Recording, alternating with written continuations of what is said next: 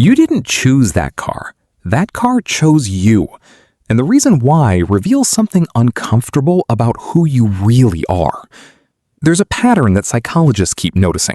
People who prefer German cars, BMW, Mercedes, Audi, Porsche, tend to share certain psychological traits that go far deeper than just liking good engineering. We're not talking about brand loyalty. We're talking about personality architecture, the way your brain is wired, the things you need deep down that you might not even be fully aware of. And here's what makes this genuinely fascinating. Most German car owners would tell you they chose the car for rational reasons: performance, safety, reliability, build quality. But research in consumer psychology tells a completely different story. One that involves ego, identity, control, and something called extended self-theory that changes how you see every purchase you've ever made. Let's start with the most obvious thing nobody wants to admit: status. But not in the way you think. Psychologists distinguish between two types of status-seeking behavior. The first is performative. You want people to see you succeeding. The second is internalized. You need to feel like you're succeeding, even when no one's watching. German car buyers overwhelmingly fall into that second category. Studies show they're less motivated by what others think and more driven by an internal standard they're constantly measuring themselves against. The car isn't a signal to the world, it's a signal to themselves. This connects directly to a personality trait called conscientiousness. It's one of the big 5 personality dimensions, and it describes people who are organized, goal-oriented, disciplined, and deeply uncomfortable with mediocrity. High conscientiousness individuals are drawn to things that reflect precision and order, and German engineering, with its obsessive attention to tolerances, materials, and mechanical refinement, speaks directly to that part of the brain. When a conscientious person sits in a well-engineered car and feels how solid the door closes, how responsive the steering is, how everything is exactly where it should be, something in them relaxes. It feels right. It feels safe. Not physically safe, psychologically safe. Now, here's where identity gets complicated. Psychologist Russell Belk developed extended self-theory in the late 1980s, and it fundamentally changed how we understand consumer behavior. His central argument is that we don't just own possessions, we incorporate them into our sense of self. Your car isn't something you have, it's part of who you are. And when that's true, the choice of car becomes an act of self-definition. You're not buying transportation, you're buying a version of yourself. For German car owners, that version of themselves tends to be highly specific, achievement-oriented, exacting, rational but not cold, someone who appreciates quality not as a luxury, but as a baseline expectation. Someone who has worked hard and wants the objects around them to reflect that standard. When you understand this, you realize why German car owners often feel almost offended when someone doesn't understand their preference. It's not about the car, it's about being misunderstood as a person.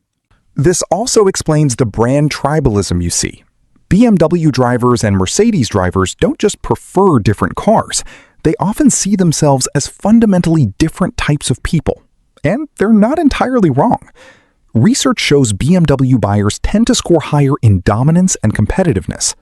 They're drawn to the more aggressive styling, the sportier driving dynamics, the brand's historical association with driving performance. Mercedes buyers, on the other hand, tend to lean toward refinement over aggression. They value composure, authority, the kind of confidence that doesn't need to prove itself. Audi buyers occupy a fascinating psychological middle ground. They tend to be highly analytical. They did the research, they considered every option.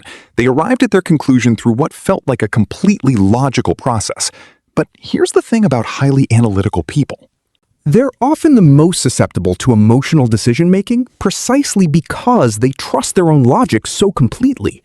The Audi buyer convinced themselves through spreadsheets and comparison articles, never quite noticing that the emotional pull toward the brand was there from the beginning, shaping which facts felt important and which ones didn't. This is called motivated reasoning, and it shows up everywhere in how we choose cars. There's also something deeper happening around control. German cars are frequently associated with a driving experience that prioritizes driver feedback, the sensation that you are in command.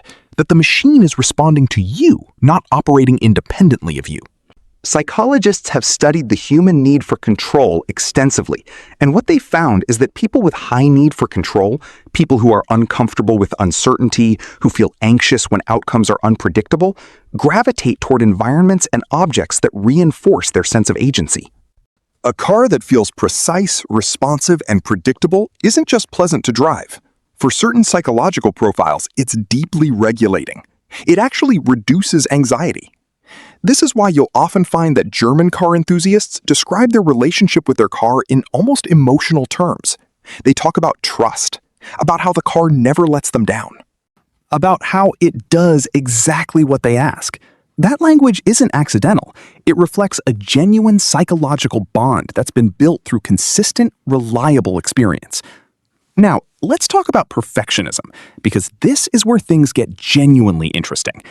Perfectionism in psychology is divided into two types.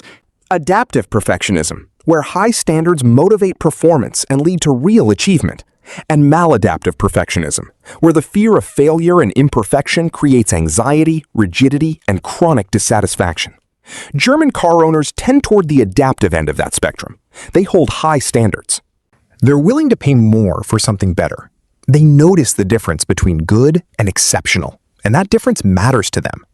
But this same trait means they can also be deeply critical of products, of services, of people, when things fall below their internal benchmark. The engineering reputation of German cars feeds this perfectly, because German automotive culture itself is built on adaptive perfectionism, the obsession with getting things right, the refusal to accept good enough. When someone who operates that way encounters a product that shares their values, the connection goes beyond preference. It becomes recognition. There's also an element of delayed gratification psychology at play.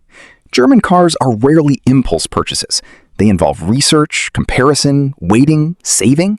The type of person willing to go through that process, who can hold a goal in mind for months or years and work toward it, shares psychological characteristics with people who score high on future orientation.